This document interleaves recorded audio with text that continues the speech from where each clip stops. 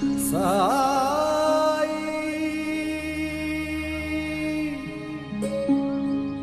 சாய்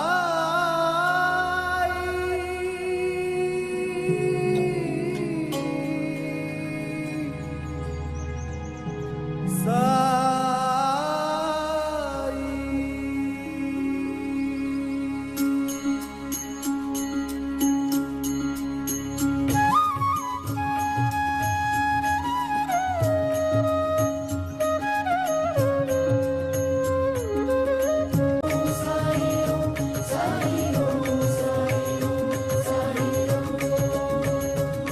ஓம் சாய்ராம். அனைத்து சாய் பக்தர்களுக்கும் வணக்கம். சாய்ராம், சாய் சீனு. சாய்ராம், நம்ம சத்குரு ஷிரடி சாயப்பாவை ஆத்மார்த்தமாக வணங்கக்கூடிய சாய் பக்தர்களை தேடி பாபாவே அவங்க வீட்டுக்கு எந்த ரூபத்தெல்லாம் வருவார். நம்ம பாபாவுடைய புனிதமான சாய் சச்சரத்தில் படிச்சிருக்கோம். ஆத்மார்த்த பக்தியோடு நம்ம அதை உணர முடியும். அப்படி தான் எனக்கு ஒரு பாபா ஒரு அற்புதமான நிகழ்வு நடத்தினார். பாபா எங்கள் வீட்டுக்கு வந்து சேர்ந்துருக்காரு. இப்போ நீங்கள் பார்க்குறீங்களே சாய்ராம், இந்த துனியப்பாவுடைய அற்புதமான ஒரு சிலையில் பாபா எங்கள் வீட்டுக்கு வந்து சேர்ந்துருக்காரு. சாய்ராம், இந்த பாபா எப்படி எங்கள் வீட்டுக்கு வந்தார் என்ற ஒரு அற்புதமான கதையை இப்போ நான் சொல்ல போகிறேன். சாய்ராம், சாய்ராம், எங்களுடைய ஸ்ரீ சாய்ராம் டூரிஸ்ட் மூலிமா பார்த்தீங்கன்னா சென்னையிலிருந்து ஷீரடிக்கு வாரந்தோறும் ரயில் மூலம் சாய் பக்தர்களை அழைச்சிட்டு போகிறது எங்களுடைய வழக்கம். இந்த நிலையில் பார்த்திங்கன்னா பாபாவுக்கு மகா சமாதி இந்த ஆண்டு வந்தது. அதாவது பாபாவுடைய 108வது ஆண்டு புண்ணிய திதி இந்த வருஷம் பார்த்திங்கன்னா அக்டோபர் மாதம் 2ஆம் தேதி வேலைக்கிழமை ஷிரடியில் வெகு சிறப்பாக கொண்டாடினாங்க. இந்த ஷிரடி பயணத்துக்கு பார்த்திங்கன்னா நாங்கள் சென்னையிலேருந்து கிட்டத்தட்ட ஒரு 25 சாய் பக்தர்களை நாங்கள் ரயில் மூலம் ஷிரடிக்கு அழைச்சிட்டு போனோம். எங்கள் கூட பார்த்திங்கன்னா நிறைய தாய்மார்கள் வந்தாங்க. எங்கள் வீட்டிலிருந்து 1 கிலோமீட்டர் டிஸ்டன்ஸில் பார்த்திங்கன்னா எனக்கு தெரிஞ்ச அம்மா இருக்காங்க. அவங்க பேர் பார்த்திங்கன்னா சாந்தி அம்மா. நான் பார்த்திங்கன்னா எல்லா அம்மாக்களையுமே ஒரே மாதிரி தான் நான் பார்ப்பேன். ஏன்னா எல்லா அம்மாவும் ஒரே மாதிரியான அந்த தாய்ப்பாசத்தை காட்டுவாங்க. சாந்தி அம்மா கிட்டத்தட்ட எனக்கு ஒரு 8 ஆண்டு காலமாக தெரியும். ரொம்ப ஒரு அற்புதமான ஒரு அம்மா. எந்த நேரத்திலும் நமக்கு ஃபோன் பண்ணி விசாரிப்பாங்க. அப்படிப்பட்ட ஒரு அற்புதமான தாய். அவங்க பார்த்திங்கன்னா கொரோனாவுக்கு முன்னாடி பார்த்திங்கன்னா என்கிட்ட ஷிரடிக்கு டிக்கெட் போடுறாங்க. சாய்ராம், நான் ஷிரடிக்கு வரணும், என் கூட இன்னும் ஒரு 3 பேர் வராங்க, கூட்டுட்டு போங்கன்னு. பட் அவங்க டிக்கெட் போட்டு ஒரு 2-3 நாள் கழித்து பார்த்திங்கன்னா கொரோனா வந்ததால் அந்த டிக்கெட் எல்லாமே கேன்சல் பண்ணி கிட்டத்தட்ட லாக்டவுன் ஆகிடுச்சு. அப்போது அந்த பயணம் போக முடியல.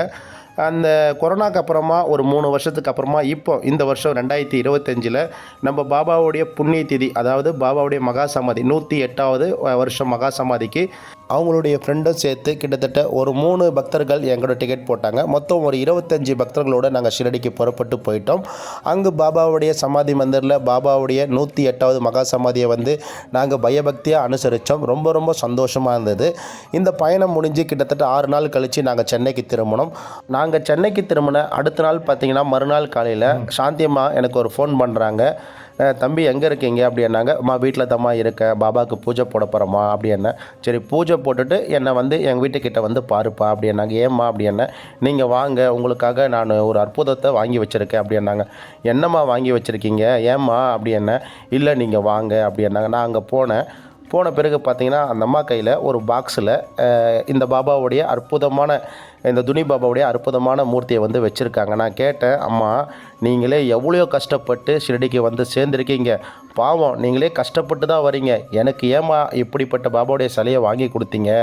ஏன்னா எங்கள் வீட்டு ஃபுல்லாக நான் பாபாவை தான் வச்சுருக்கேன். அது போக நீங்களே கஷ்டப்பட்டு வந்திருக்கீங்க ஷீரடிக்கு, உங்கள் கையிலேயே பணம் இல்லை, நீங்கள் ஏம்மா எங்களுக்காக இவ்வளோ கஷ்டப்பட்டு கிட்டத்தட்ட இந்த சிலை பார்த்திங்கன்னா ஒரு 800 ரூபா மதிப்புள்ள ஒரு அற்புதமான பாபாவுடைய சிலை ஏம்மா எங்களுக்கு வாங்கி கொடுத்தீங்க அப்படின்னு நான் கேட்டேன். இல்லைப்பா, எனக்கு மனசில் பாபா உணர்த்தினாருப்பா, அதனால தான் நான் உங்களுக்கு வாங்கி கொடுக்குறேன், தயவு செஞ்சு நீ மறுக்காத, அப்படி மறுத்தனா நான் அவங்கள பேச மாட்டேன், நீ தயவு செஞ்சு வாங்கிக்கப்பா அப்படின்னு சொன்னாங்க. ஆனால் நான் மறுபடியும் என்ன சொன்னேன்னா, அம்மா நீங்கள் கஷ்டப்பட்டு வந்தீங்கம்மா, ஏம்மா கை காசு செலவுப்பட்டு எங்களுக்காக வாங்கி கொடுத்தீங்க, எங்களுக்கு கஷ்டமாக இருக்குது அப்படின்னு நான் சொன்னேன். ஆனால் அந்த அம்மா நீ என் அம்மாவை நினைக்கிறதா கண்டிப்பாக இதை வாங்கிக்கணும்ப்பா அப்படின்னாங்க. அம்மா கண்டிப்பாக நான் அம்மாவை தான் நினைக்கிறேன், நீங்கள் கொடுங்கம்மா நான் வாங்கிக்கிறேன் அப்படின்னு சொல்லிட்டு நான் வீட்டுக்கு கொண்டு வந்தேன். வீட்டுக்கு கொண்டு வீட்டில் எங்கள் அம்மா கிட்ட கொடுக்குறேன். எங்கள் அம்மா பேரும் சாந்தி தான். எங்கள் அம்மா சொல்கிறாங்க, பிரிக்கலாம் பாருப்பான்னா. எங்கள் வீட்டில் ஏற்கனவே இந்த பாபாவோட பெரிய பாபாவுடைய மூர்த்தி இருக்குது. இந்த பாபாவை எங்கே வைக்கிறதுன்னு ஒரு நாள் ஃபுல்லாக மைண்டில் யோசனை பண்ணுறோம். பாபாண்டே விட்டுட்டோம். பாபா எங்கள் பாபா அவங்கள அமர வைக்கலான்னு. அடுத்த நாள் பார்த்திங்கன்னா பாபா ஒரு யோசனை கொடுக்குறாரு. ஹாலில் பார்த்திங்கன்னா இந்த பாபாவுக்கு பின்னாடி இன்னொரு பாபா பிளெஸ்ஸிங்கில் இருப்பார் ஃபோட்டோ, அந்த இடத்துல உட்கார வைக்கலாம். ஏன்னா சாமி ரூமில் ஃபுல்லாகவே பாபா தான் இருக்கார் எங்கள் வீட்டில். அப்போ ஹாலில் உட்கார வச்சோம். ஹாலில் உட்கார வச்சு பாபாவுக்கு நெய்வேதியெல்லாம் கொடுத்து ஆரத்தி எல்லாமே பாடணும். ரொம்ப ரொம்ப சந்தோஷமாக இருந்தது. நானே எதிர்பார்க்கல. சாந்தி அம்மா வந்து எனக்காக ஒரு பாபாவை வாங்கிட்டு வந்து கொடுப்பாங்கன்னு அவங்க சொன்ன ஒரே வார்த்தை, அந்த கடைக்கு நாங்கள் போகும்பொழுது எனக்கு உணர்த்தினாருப்பா, இதை வந்து உன்னாண்ட கொடுக்க சொன்னார் பாபா அப்படின்னு சொன்னாங்க. அந்த தாய் கொடுத்த அன்பு வந்து ரொம்ப ரொம்ப சந்தோஷமான அன்பு. எல்லா தாய்களும் ஒரே வடிவாக நம்ம பார்க்கும் பொழுது நமக்கு ரொம்ப ரொம்ப சந்தோஷமாக இருக்குது. ஒரு பக்தனை பாபா பார்க்கணும் ஆசைப்பட்டாருன்னா எந்த ரூபத்திலலாம் பாபா அந்த பக்தன் வீட்டுக்கு வந்துடுவார். அப்படிப்பட்ட ஒரு அற்புதம் தான் எங்கள் வீட்டுக்கு வந்து சேர்ந்த நம்ம துனி பாபா. ஓம் சாய்ராம், ஜெய் சாய்ராம். நம் எல்லோருக்கும் இறைவன் ஒருவரே எஜமானர். ஷீரடி சாய்பாபா ஸ்ரீ சாயை பணிக. அனைவருக்கும் சாந்தி நிலவட்டும். சச்சிதானந்த சத்குரு சாய்நாத் மகராஜிக்கு ஜெய். சச்சிதானந்த சத்குரு சாய்நாத் மகராஜிக்கு ஜெய். ஓம் அனந்த கோடி பிரம்மாண்ட நாயகா ராஜாதிராஜ யோகிராஜ பரபிரம்மா ஸ்ரீ சச்சிதானந்த சமர்த்த சத்குரு ஷீரடி சாய்நாத் மகராஜிக்கு ஜெய். அல்லா மாலிக்.